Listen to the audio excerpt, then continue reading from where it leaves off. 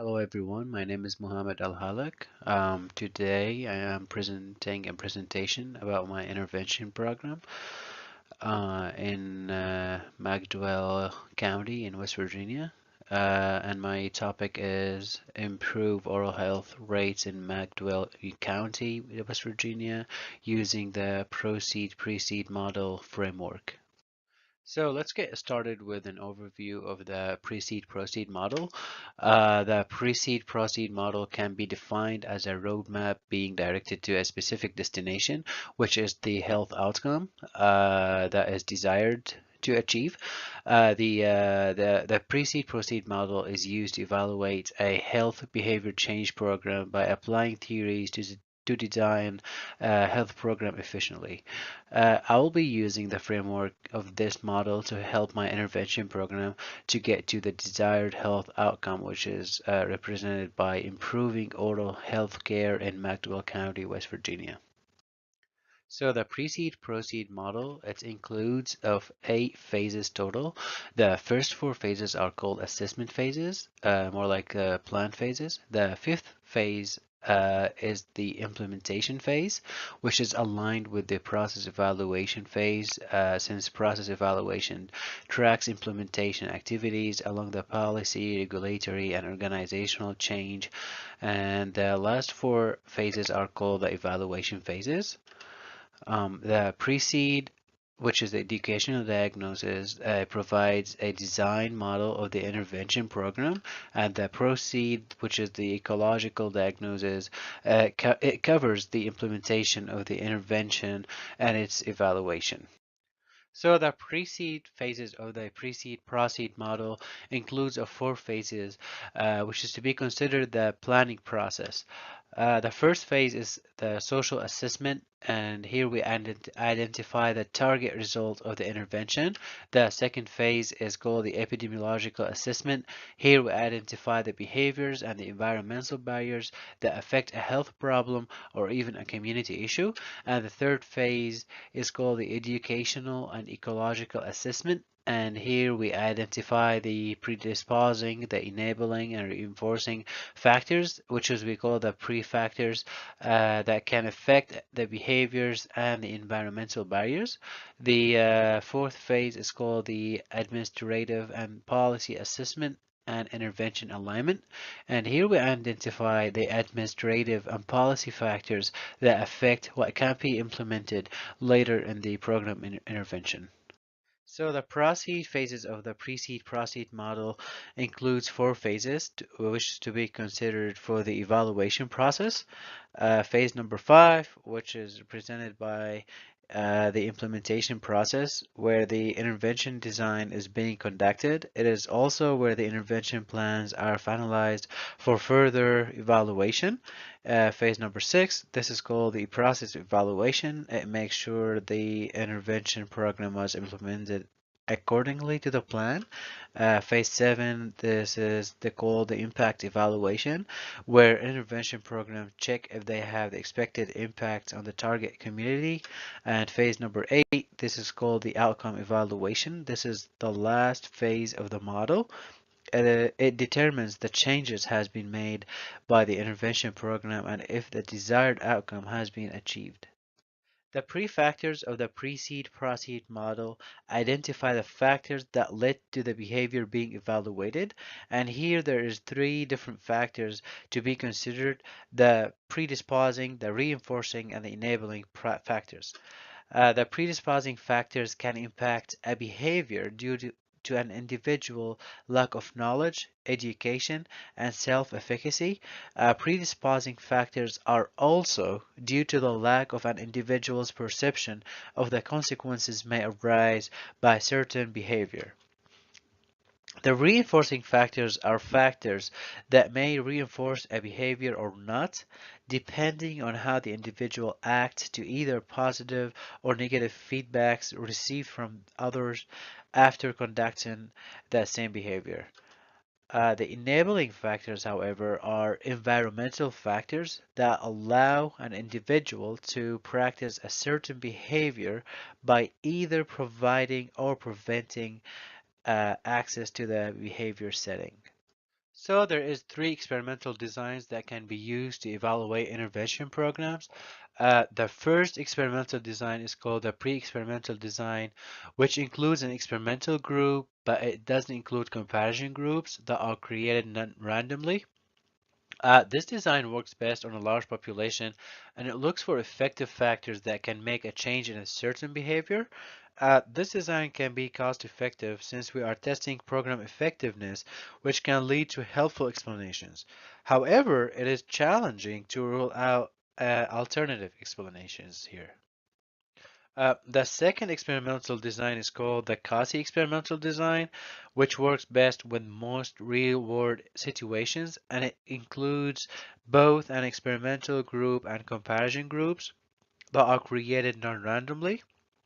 The results of this design can be used to strengthen the finding of the intervention being worked on. The lack of random assignment can potentially limit the finding to only certain portion of the population. The experimental design is considered the standard design in a public health, and it includes both experimental and control groups that are created randomly. This design works best to draw conclusions for interventions that identify factors that cause a change in the behavior. It is also difficult, complex, and costly, and can pretty much be applied to many disciplines. However, this type of design does not represent a real-world situations like quasi-experimental design, since all variables are controlled, which create an unrealistic situation. So the county that I'm targeting in my intervention program is McDowell County, which is located in the south of West Virginia. It is represented to us by the black portion on the map.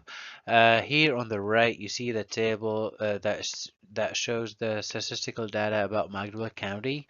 The most important one for us is the population, which is measured to be 19,707 in 2017. So the behavior I'm targeting to change in McDowell County is the adult smoking. McDowell County has 28% of adults currently smoke, comparing to 25 adult smoking rate in the state of West Virginia. The adult smoking rate was the first thing that caught my attention while looking for health issues related to my study of interest.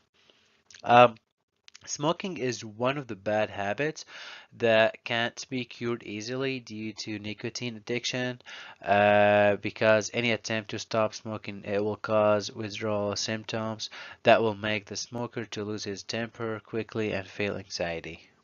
So the behavioral and environmental factors in McDowell County, West Virginia, are all here in this table. As you see, the behavioral factors are the adult smoking and the physical inactivity. In McDowell County has 28% of adult smoking comparing it to West Virginia, which is 25%. So that's higher in McDowell County. Also, the physical inactivity is found to be 37% in McDowell County, and in West Virginia it's 29. So that's a kind of big change. And also the environmental factors are considered to be the food environmental index and the dentist. For the dentist, you see there is only one dentist that covers 4,790 persons who live in McDowell County, comparing it to whole West Virginia, where one dentist cover 1,920 person who live in West Virginia. So the pre-factors in McDowell County, West Virginia, are the predisposing factors, which may be the adult's lack of knowledge about the adverse effect that tobacco smoking may have on oral health. This can be overcome with the help of dentists, therapists, and counselors. The reinforcing factors, which may be the parent smoking behavior of the older generation in McDowell County, West Virginia, which is what keeping adults to smoke.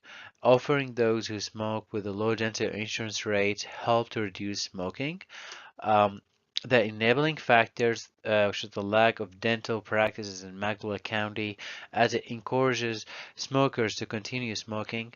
So having mobile oral health cares can help here by checking on adults' oral health and give them feedback about their oral health. So let's talk about the pro factors in McDowell County, West Virginia. The policy factors. McDowell County have an open policy on having more dental practices around and smoking cessation education programs. So we will have no problem opening more dental practices or clinics and even smoking cessation education programs in McDowell County. The regulatory factors are factors that keep the intervention program on the right track. This can be achieved by hiring someone who is responsible for making sure that things are going according to the plan for a better intervention outcomes. The organizational factors focus on the outcome of the program, as the organizational part focuses on creating successful behavior change, monitor how effective their actions or changes are, and what other changes can be done for a better outcomes. So in my intervention program, I will be using the CASI experimental design, where I will be focusing on adult smoking behavior in McDowell County and the oral health outcome that is affected by that behavior. So here I have to have two groups where I can compare their cessation rates at the end. So the experimental group is, in my case, the adult smokers who are subjected to the cessation programs and are trying out the nicotine patches who have low education, low income, and live in McDowell County, and this is the intervention group. The comparison group, which is the control group, which is in my case also the adult smokers, but who live in another part of McDowell County. They also have low income and education and are receiving standard oral health care at different dental clinics because it's in different part of McDowell County. This group, however, is not subjected to the intervention program activities.